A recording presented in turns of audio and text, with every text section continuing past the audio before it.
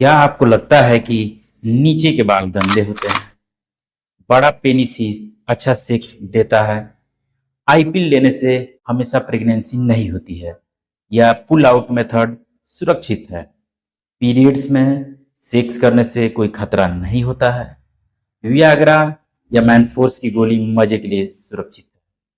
Masturbation से शरीर कमजोर हो जाता है?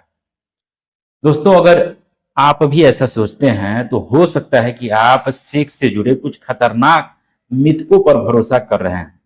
नमस्कार दोस्तों, मैं हूं वैद्य सुनील और आज हम बात करेंगे सेक्स से जुड़े 7 बड़े झूठ की और इनका पर्दाफाश भी करेंगे मेडिकल साइंस के हिसाब से, जो कि इंटरनेट, दोस्तों की बातें और अधूरी जानकारी की वजह से काफी फैल गए हैं। और इन मिथकों की वजह से लाखों लोग अनचाही प्रेगनेंसी, यौन रोगों के शिकार हो रहे हैं, मानसिक तनाव का शिकार हो जाते हैं। तो चलिए वीडियो को शुरू करते हैं दोस्तों। मिथक नंबर 1 क्या है कि नीचे के बाल गंदे होते हैं। आजकल सोशल मीडिया देखिए आप, या पॉर्न इंडस्ट्री की वजह से बहुत से लोगों के मन में ये भर गया है, ये बहुत से लोग सोचते भी हैं कि प्यूबिक हेयर जो है, यानी कि नीचे के जो बाल है रखना हो, गंदा होता है। लेकिन मेडिकल साइंस इसके बिल्कुल उलट कहता है दोस्तों। असल में प्यूबिक हेयर शरीर की नेचुरल प्रोटेक्शन सिस्टम का एक हिस्सा है। इसके फायदे हैं, यह बैक्टीरिया और इन्फेक्शन से सुरक्षा प्रदान करता है, शरीर को, स्किन को ड्राई होने से बचाता है। सेक्स के दौरान रबर से होने वाले जो रैसेज हैं उनसे भी प्यूबिक हेयर बचाव करता है। प्यूबिक हेयर के फॉलिकल्स सीबम नाम का ऑयल निकालते हैं जो हानिकारक बैक्टीरिया को बढ़ने से रोकता है। इसलिए अगर आप रोज सफाई रखते हैं तो इन्हें हटाने की कोई जरूरत नहीं है। हाँ, ट्रिम करना आपकी पर्सनल चॉइस हो सकता है। दूसरा मिथक क्या है कि क्या पेनिस का साइज मायने रखता है? बहुत से पुरुष अपनी जिंदगी का बड़ा हिस्सा इसी चिंता में बिताते हैं कि मेरा साइज छोटा है। लेकिन मेडिकल रिसर्च कुछ और ही बताती है। अंतर्राष्ट्रीय जो रिसर्च हुए हैं इस पे, उनके अनुसार दोस्तों, ढीली अवस्था यानी कि फ्लैसिड कंडीशन में जो औसतन साइज होती है पेनिस की वो 7 से 10 सेंटीमीटर होती है। जबकि इरेक्शन के बाद औसतन साइज जो होती है 12 से 16 सेंटीमीटर, यानी कि लगभग 5 से 6 इंच के बीच ये हो जाता है। और दुनिया के लगभग 90% पुरुष इसी रेंज में आते हैं। अब सबसे जरूरी बात दोस्तों, कि महिला के प्राइवेट पार्ट का जो हिस्सा सबसे ज्यादा संवेदनशील, सेंसिटिव होता है, वह सिर्फ पहले 4 से 5 सेंटीमीटर तक, यानी कि 2 इंच 3 इंच तक के आसपास ही होता है। इसका मतलब यह है कि नॉर्मल साइज पूरी तरह पर्याप्त होता है एक फीमेल को सेटिस्फाइड करने के लिए। इसलिए मार्केट में मिलने वाली साइज बढ़ाने की जो क्रीम है या तेल है या गोलियां हैं, या ज्यादातर यह सब मार्केटिंग ट्रिक होती हैं। सेक्स में असली संतुष्टि जो होती है वो फोर प्ले करने से, इमोशनल कनेक्शन होने से, पार्टनर की समझ होने से होती है। अब तीसरा मिथक क्या है दोस्तों, कि आईपीएल पूरी तरह सुरक्षित उपाय है।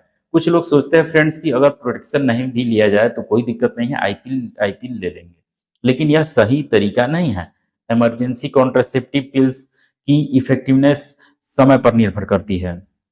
24 घंटे में लेने पर लगभग 95% यह इफेक्टिव होती है, जबकि 48 घंटे में लेने पर यह 85% और 72 घंटे में लेने पर यह मात्र 60% ही रहती है। इसके अलावा बार बार लेने से कई प्रॉब्लम होते हैं, जैसे हार्मोनल इम्बैलेंस हो जाता है, उल्टी होना या जी मिचलाना, या पीरियड्स का इरेगुलर हो जाना। ये सारी चीजें देखने को मिलती है। और सबसे जरूरी बात दोस्तों, कि आईपीएल आपको यौन रोगों से बचाती नहीं है और सुरक्षा नहीं प्रदान करती है। इसलिए सुरक्षित तरीका यही है कि आप कॉन्डोम का इस्तेमाल करें।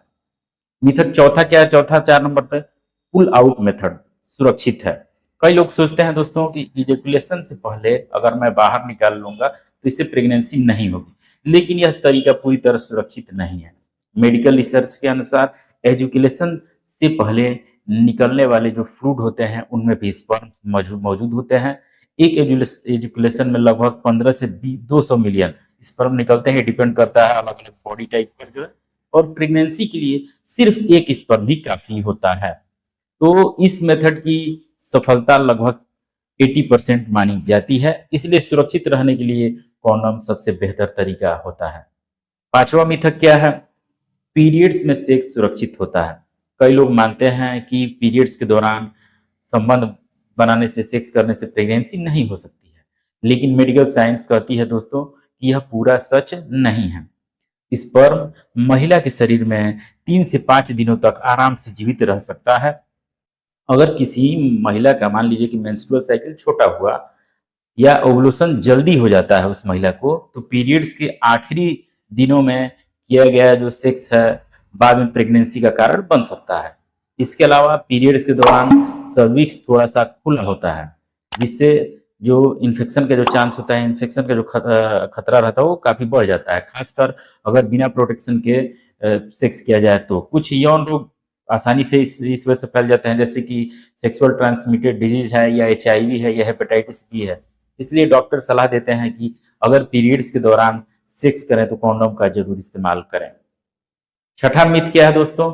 वियाग्रा मजे के लिए लेना काफी सेफ है। आजकल कई युवा वियाग्रा या मैनफोर्स की गोली को मजा बढ़ाने वाली गोली समझ लेते हैं, लेकिन यह दवा सिर्फ इरेक्टाइल डिस्फंक्शन के इलाज के लिए बनाई गई है। बिना जरूरत लेने से कई प्रॉब्लम्स भी देखने को मिलते हैं, जैसे कि सिर में दर्द, चक्कर आना, ब्लड प्रेशर में बदलाव हो जाना, दिल पर असर होना और प्राइवेट पार्ट की डिपेंडेंसी डेवलप हो जाना। इसलिए डॉक्टर की सलाह के बिना इसे नहीं लेना चाहिए जब तक कि जरूरत न महसूस हो तब तक। आयुर्वेद में भी कुछ जड़ी बूटियां बताई गई हैं जो शरीर की ताकत बढ़ाने में काफी मदद करती हैं, जैसे कि अश्वगंधा है, शिलाजीत है, सफेद मछली है, कौच बीज है और साथ में कीगल एक्सरसाइज अगर किया जाए तो ये बहुत ही मददगार मानी जाती है। सातवां मिथ क्या है दोस्तों? कि मास्टरबेशन से शरीर कमजोर हो जाता है। तो मास्टरबेशन को लेकर बहुत ही सारे डर फैलाए जाते हैं।